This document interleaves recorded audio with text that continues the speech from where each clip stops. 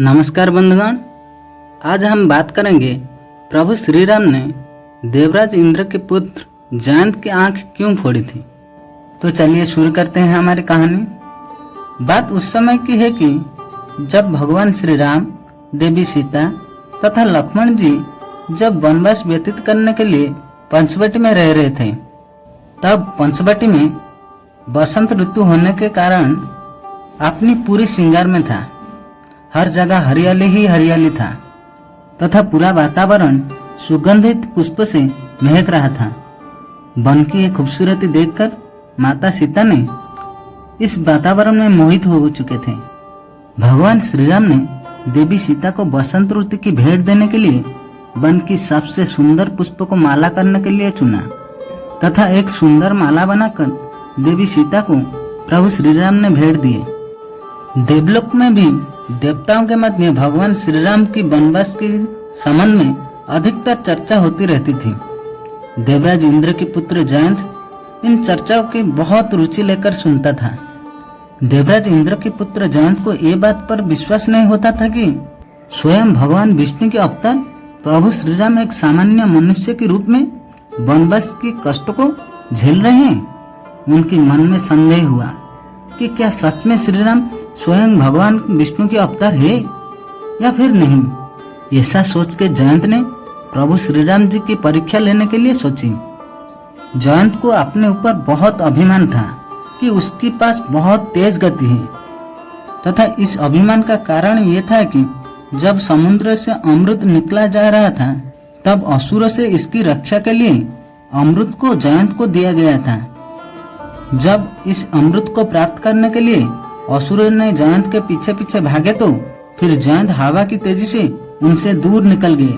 तब से जयंत को अभिमान है कि उसकी गति सबसे तेज है, उन्हें कोई पकड़ नहीं सकता। उसका अभिमान इतना बढ़ गया था कि उसने भगवान श्री राम की परीक्षा लेने के लिए दुस्साहस किया।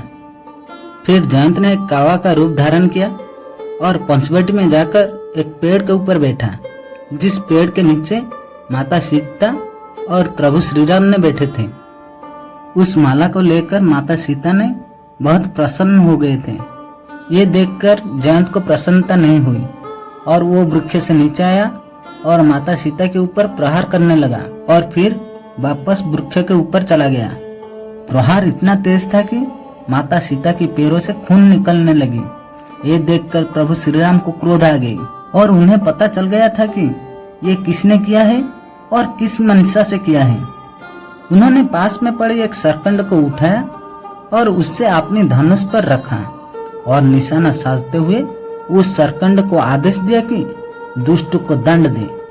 प्रभु श्री राम की आज्ञा पाते ही वो सरकंडा ब्रह्मास्त्र में परिणत हो गया और जयंत की ओर बढ़ने लगा। ब्रह्मावाण अपनी ओर आते हुए देख जयंत देवलोक की ओर भागा और भागते भागते अपने पिता के पास जा पहुंचा और बोला, पिताजी मुझे इस ब्रह्मास्त्र से बचाओ। फिर देवराज इंद्र ने अपनी दिव्य दृष्टि से सब कुछ जाने तो वो भी डर के मारे कांपने लगे। फिर इंद्रदेव अपने पुत्र से बोले कि तुम्हारी रक्षा अभी मेरी बस की बात नहीं है, तुम्हें ब्रह्मदेव की शरण में जाना होगा। फिर जयंत अपनी प्राणों की रक्षा के लिए जब ब्रह्मदेव की शरण में पहुंचे तो उन्होंने भी असमर्थता जताई। जयंत अपने प्राणों की रक्षा के लिए इधर उधर भटकने लगा।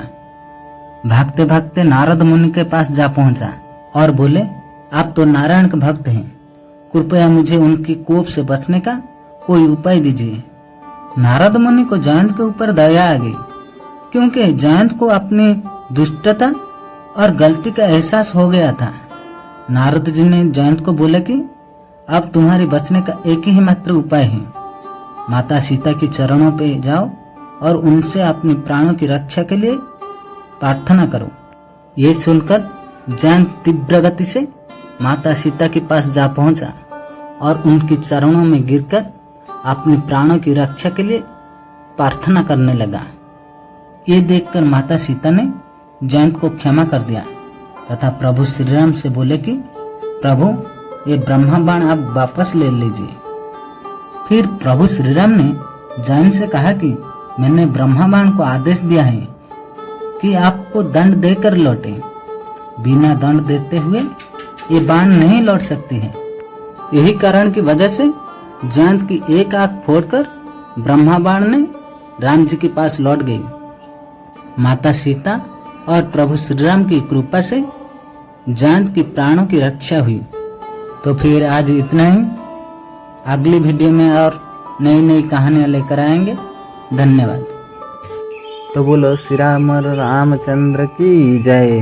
बोलो श्याम रामचंद्र की जय। बोलो श्याम रामचंद्र की जय। बोलो पवन पुत्र हनुमान की जय। बोलो पवन पुत्र हनुमान की जय। हर हर महादेव।